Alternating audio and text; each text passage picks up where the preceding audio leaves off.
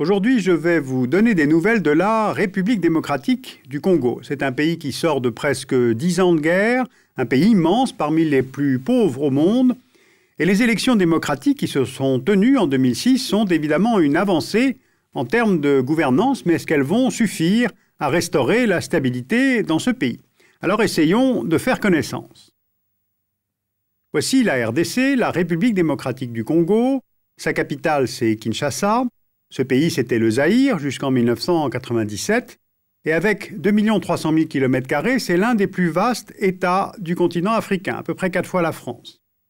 Or, depuis l'indépendance en 1960, l'unité du pays se maintient avec difficulté, et ceci pour plusieurs raisons. Rapprochons-nous. D'abord, première raison, le territoire a des frontières artificielles. Cette ancienne colonie belge a été formée autour du bassin du Congo.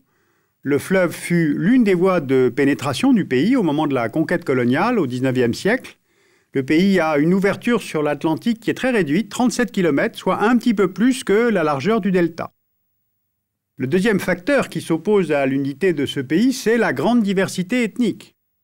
Le pays a 65 millions d'habitants, répartis en un peu plus de 200 ethnies, dont les principales, Mongo, Luba, Congo, appartiennent au groupe Bantou, et certaines, comme les Congo ou les Lunda, vivent à cheval sur les États voisins. Le Congo est aussi au croisement de 4 grands espaces linguistiques, le Lingala à l'ouest, le Kikongo au sud, le Chiluba au centre, le Swahili à l'est. Le troisième facteur qui menace l'unité, c'est le milieu naturel et les conséquences qu'il peut avoir sur les infrastructures. La moitié du pays est couvert de forêts denses, ce qui rend les communications difficiles. Le fleuve Congo fait au total 4 700 km. Or, il n'est navigable que sur certains tronçons, comme entre Kisangani et Kinshasa, ou bien entre Matadi, qui est un grand port congolais, et l'embouchure du fleuve. À peine 2% des routes sont asphaltées, donc le pays dépend de ses voisins pour les exportations.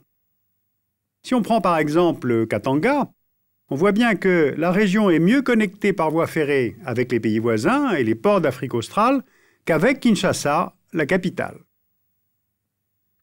Quatrième facteur d'instabilité, justement, ce pays est riche en cuivre, en or, diamants, uranium, en cobalt, en étain. Il y a du coltan, qui est ce minerai rare, qui est utilisé dans la production de puces de téléphones portables. Il y a aussi du bois dur, un peu de pétrole.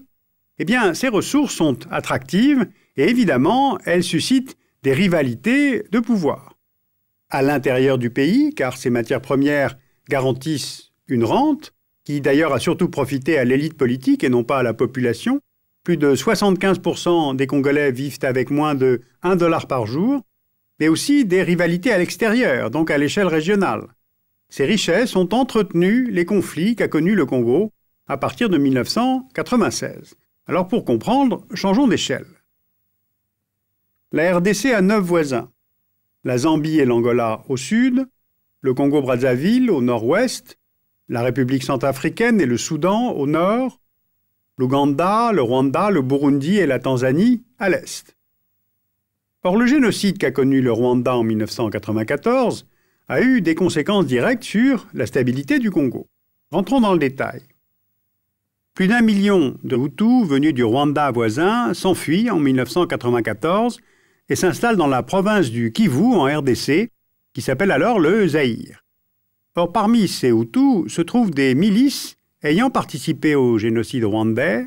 Elles lancent des attaques contre les Tutsis rwandais, mais aussi contre les Tutsis zaïrois, avec le soutien de Mobutu.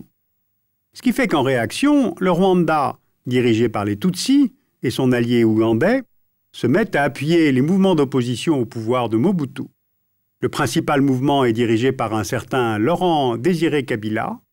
Kabila parvient finalement à Kinshasa où il prend le pouvoir en renversant Mobutu en 1997. Or, 15 mois après sa prise du pouvoir, Kabila cherche à se défaire de ses alliés, rwandais et ougandais, restés présents dans l'est du Congo. Ce revirement d'alliance conduit, en août 1998, à une deuxième crise qui, cette fois, ouvre sur un partage du pays en plusieurs zones d'influence. D'un côté, la partie ouest du pays, contrôlée par le gouvernement de Laurent-Désiré Kabila, puis à sa mort en 2001 par son fils, Joseph. Kabila est soutenu par l'Angola, le Zimbabwe et la Namibie, que l'on ne voit pas là sur la carte. Et puis de l'autre côté, on trouve le mouvement de libération du Congo, le Rassemblement congolais pour la démocratie et plusieurs milices au nord-est. Ils sont appuyés par l'Ouganda et le Rwanda, c'est-à-dire les anciens alliés de Kabila. Ces deux pays justifient leur présence militaire dans l'est du Congo pour contrer les bases arrières de la rébellion ougandaise et rwandaise, mais ils y ont aussi des intérêts économiques. Les officiers ougandais participent au trafic de l'or, du bois, des diamants de la région de Kisangani, et les Rwandais participent à l'exploitation des ressources du Kivu, l'étain, l'or et le coltan. Alors, bilan de cette guerre entre 1998 et 2003, un pays divisé, plus de 3 millions de morts, 1 million de déplacés, 400 000 réfugiés hors du pays. Où en est-on aujourd'hui? En Afrique du Sud a été signé en avril 2003 un accord entre les parties. Un gouvernement de transition a été formé, instaurant le partage du pouvoir entre Kabila et ses opposants dans l'attente d'élections. Elles ont été reportées à plusieurs reprises et se sont déroulées entre juillet et octobre 2006 grâce à une large implication de la communauté internationale.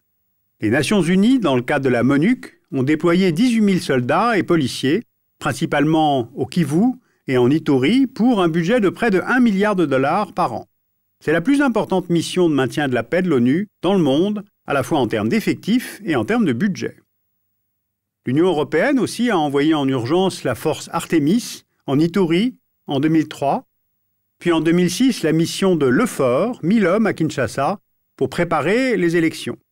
Et puis l'Union européenne a aussi été le principal contributeur étranger au budget électoral du Congo. Eh bien, ces premières élections démocratiques de l'histoire du pays ont été remportées par Joseph Kabila, qui a été élu avec la majorité des voix dans 8 des 11 provinces du pays. Sauf que l'unité nationale dont je vous parlais au début reste toujours fragile.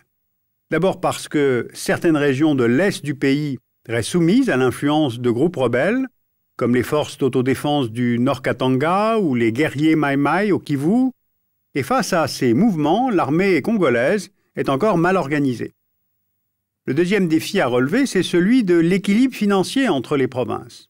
La nouvelle constitution de décembre 2005 prévoit un redécoupage des 11 provinces actuelles en 26 entités.